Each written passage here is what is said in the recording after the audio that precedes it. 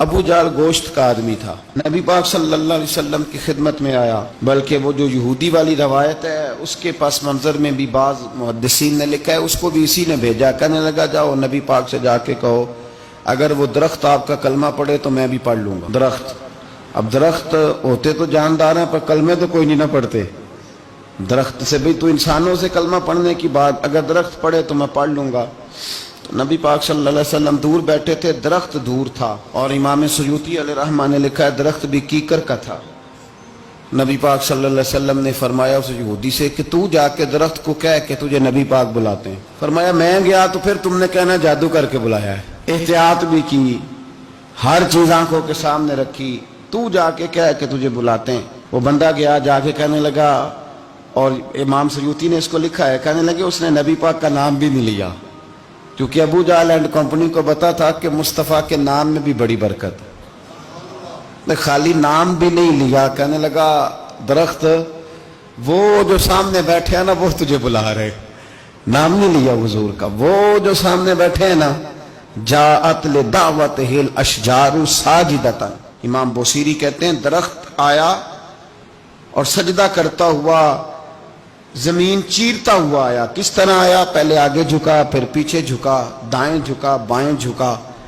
یہاں بھی لکھنے والوں نے لکھا ہے کہ وہ نہ درخت اپنی جڑیں اکھیڑ رہا تھا، جب چلنا تھا نا اس نے حضور کی طرف آنا تھا تو آگے دائیں بائیں ہوا، جڑیں اکھیڑ رہا تھا۔ لیکن ہمارے استاد جب ہمیں یہ روایت پڑھایا کرتے تھے تو کہتے تھے جڑیں نہیں اکھیڑ رہا تھا، جب اس نے سنا مجھے نبی پاک نے بلایا تو اسے وجد ہو گیا تھا۔ تو درخت آیا، اس نے آ کے نبی پاک کو سجدہ کیا، لکڑی کا بنا ہوا درخت ہے، سجدہ کیا۔ سجدہ کرنے کے بعد درخت اٹھا اور اٹھ کے اس نے نبی پاک کا کلمہ پڑھا۔ وہ جس کو ابو جہل نے بھیجا تھا نا یہودی، وہ درخت کی حالت دیکھ کے کلمہ پڑھ گیا، لیکن یہی بے ایمان کہنے لگا اوئے ہوئے ان کا تو درختوں پہ بھی جادو چلتا ہے۔ لا ریب فیہ، شک قرآن پاک میں، لیکن اگر بندے کے دماغ میں ہو، میں شادی مثال دیتا ہوں کہ سامنے دیوار صاف ہو لیکن گرد اگر آئینے پہ پڑی ہو، دیوار صاف کرنی چاہیے کہ اینک کا شیشہ صاف کرنا چاہیے؟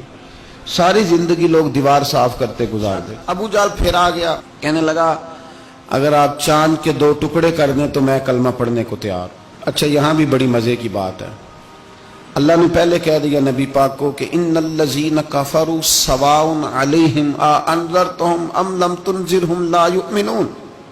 محبوب یہ جن کی قسمت میں کفر ہے نا، آپ انہیں ڈرائیں چاہے نہ ڈرائیں، یہ ایمان نہیں لائیں گے۔ کنکروں نے بھی کلمہ پڑھ لیا، درختوں نے بھی پڑھ لیا، سارا کچھ ہو گیا، اور اللہ نے بھی کہہ دیا کہ محبوب اس بے ایمان نے کلمہ نہیں پڑھنا، پر حضور نے فرمایا یہ پڑھے نہ پڑھے ہم نے میدان نہیں چھوڑنا، جتنی دفعہ آئے گا نا ہم اسے ضرور معجزہ دکھائیں گے، جتنی دفعہ آئے گا، ہم کیوں میدان چھوڑیں۔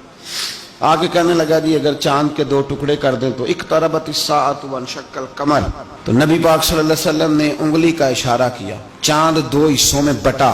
کوہ صفا ایک پہاڑی تھی مکے میں، آدھا ٹکڑا پہاڑی کی اس جانب ہوا، آدھا اس جانب، یعنی وضاحت کی اللہ کریم نے کہ ایسے نہ ہو کہ یہ کہہ دی وہ تو ایسے بالکل شک ہوا تو مل گیا، پتہ نہیں میری آنکھوں پہ جادو ہو گیا، ملا ہے کہ نہیں ملا۔ جب ٹوٹا تو حدیث پاک میں آتا ہے کہ آدھا چاند کوہ صفا کی ادھر گیا اور آدھا تو پہاڑی تھی، چاند نیچے آیا، پہاڑی کے گرد گھوما، آگے جا کے ملا، یعنی وقفہ دیا گیا باقاعدہ دیکھنے کا، سمجھنے۔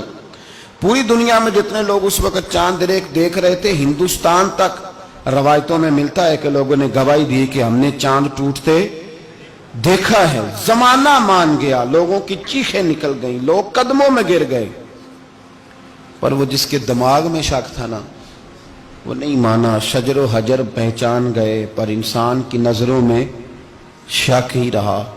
دنیا میں سب سے مجبور، کمزور، بزدل، کم فہم بندہ وہ ہے جس کے دماغ میں شک ہے، سب سے کم فہم آدمی، اس کی فراست روحانیہ زیرو